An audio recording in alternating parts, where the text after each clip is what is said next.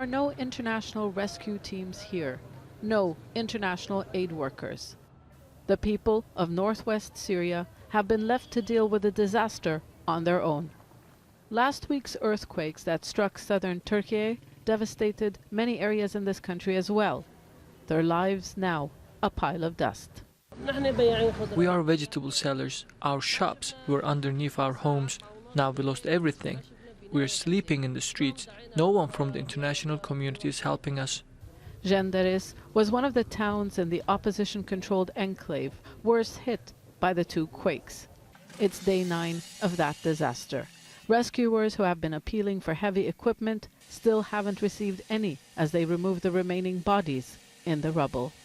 Across the border in southern Turkey, missing survivors are still being found alive and pulled from the ruins. Here in northwest Syria, the search and rescue effort was called off on day 5 because rescuers didn't have the resources they say could have saved many lives.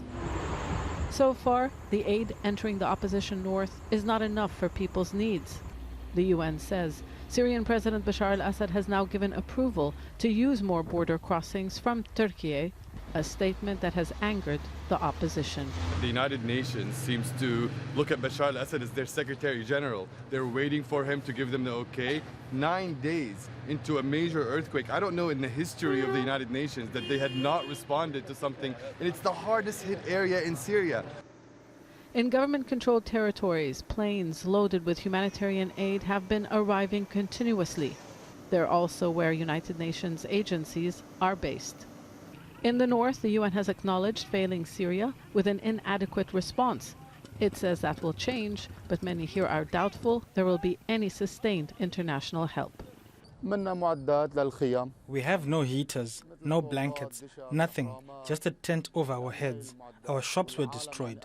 Who will help us to rebuild our lives? The scars of 12 years of war have still not healed in a region where millions are displaced and poor. Now there's a new crisis for a people whose sole purpose has long been to survive. Zeina, Khodr, Al Jazeera, Northwest Syria.